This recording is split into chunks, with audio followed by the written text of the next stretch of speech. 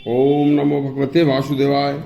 आज के प्रसंग में आचार्य चाणक्य ने बताया है कि दुनिया में किसको संतोषी रहना जरूरी है, किसे असंतोषी रहना चाहिए, किसे निर्लज्ज होने में फायदा है और किसे हमेशा लज्जावान रहना चाहिए। सुनिए, बहुत ही सुंदर प्रसंग है। इस आचार्य में इस प्रसंग में आचार्य ने बड़ी सोच समझकर संसार के समस्त व्यक्तियों को किसे संतोष रूपी धन थोड़े में संतुष्ट होकर ही अपना जीवन गुजारना चाहिए और ऐसे मनुष्य को संतोष करके थोड़े में ही संतुष्टि करने से उसका सम्मान होता है तथा किसे जीवन में कभी भी जो उसके पास है उसी में केवल संतोष करके नहीं बैठ जाना चाहिए। देखिए, यदि ऐसा करता है तो वह नष्ट हो जाता है। इसलिए उसे कभी भी अपने पास कितना भी धन या शक्ति या उसके पास जो भी हो उसमें संतोष नहीं करना चाहिए।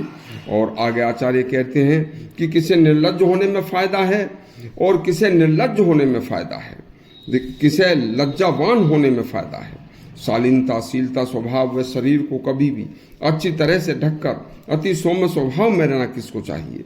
इसलिए शील स्वभाव से तन को ढककर रखने में ही उसका सम्मान है। यह अति कल्याण की बातें उन्होंने अपने एक श्लोक में बताई हैं। सुनिए, असंतुष्टा ध्वजा नष्टा संतुष्टा एव पार्थिवा सलज्जा गणिका नष्टा लज्जाहीना कुल स्त्रिया। इस श्लोक का अर्थ है कि आचार्य कहते हैं कि ब्राह्मण को हमेशा संतोषी रहना बहुत जरूरी है। ब्राह्मण को संतोषी जो ब्राह्मण जितना संतोषी होगा उतना ही सम्मानित होगा। ब्राह्मण का लोभी होना गलत है। जिस ब्राह्मण में संतोष का अभाव होता है वह ब्राह्मण शीघ्र नष्ट हो जाता है तथा उस ब्राह्मण का कहीं सम्मान समाज में नहीं होता। इसलिए ब्राह्मण को जितना मिल जाए उसी में ही जो उसके पास है उतने में ही संतोष करके प्रभु भजन, दूसरे लोगों को सच्चे धार्मिक अच्छे रास्ते दिखाने का कर्म कार्य और संतोष करके प्रभु भजन व दूसरे लोगों को अच्छी अच्छी बातें सिखाने में ही फायदा है। दूसरे नंबर पर पार्थिव कहते हैं राजा के पास जितना धन व सैन्य शक्ति है केवल उसी का संतोष करके बैठ जाना नहीं चाहिए। न जाने कब दुर्भिक्ष अकाल पड़ जाए तो प्रजा का पेट भरने के लिए राजा के पास बुरे समय के लिए एक अच्छा खासा भंडार होना बहुत जरूरी है।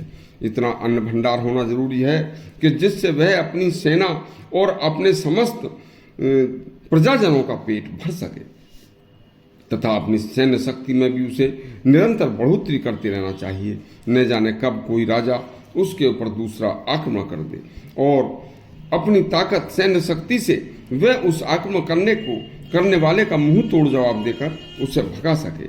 ऐसा ख्याल न करने वाला राजा भी नष्ट हो जाता है। तीसरे नंबर पर आती है वैश्या। यदि वैश्या लज्जावान स्त्री है, पेशा वैश्यावृत्ति का करके लोगों को रिझाकर उनसे पैसा लेना चाहती है और यह उसका पेशा है, तो वह वैश्या जितनी निर्लज्ज होगी उसके पास उतनी ही ज्यादा ग्राहक और उसके पास पैसा आएगा। यदि उस वैश्या ने ऐसा लज्जा त्याग कर खुला व्यवहार नहीं किया तो वह वैश्या उसके पास ग्राहक आने बंद हो जाएंगे और उसका पैसा नष्ट हो जाएगा, उसका धंधा चौपट हो जाएगा। चौथे नंबर पर आता है अच्छे कुलीन घरों की बेटियां, स्त्रियां, बहु बेटियां जो अच्छे कुलों में पैदा हुई हैं। उन बहु बेटियों को आचार्य कहती हैं अति लज्जावान होना चाहिए। सभ्य समाज की बहु बेटियां घरों में भी तथा यदि घर से बाहर से भी निकलती हैं किसी कार्यवश तो उन्हें अति लज्जावान होकर निकलना चाहिए। शरीर को ढककर सौम्यता व शीलता का प्रदर्शन करना चाहिए तथा बाहर जाने से पहले अच्छी तरह से लज्जित होकर लज्जावान और सुशीलता धारण करके समाज की बहु बेटियां घर से बाहर निकलना चाहिए।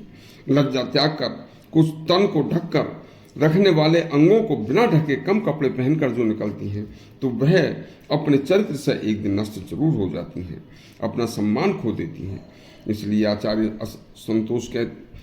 चाणक्य कहते हैं कि असंतोषी ब्राह्मण और लज्जावान वैश्या तथा लज्जाहीन अच्छे घरों की कुलों की स्त्रियां, बहु बेटियां और संतोषी राजा हमेशा नष्ट हो जाया करते हैं। इन चार बातों को हमेशा ध्यान रखकर जीवन जीना चाहिए। यदि आपको प्रसंग अच्छा लगा हो तो हमारा चैनल सब्सक्राइब करें और घंटी दबाएं। धन्यवाद।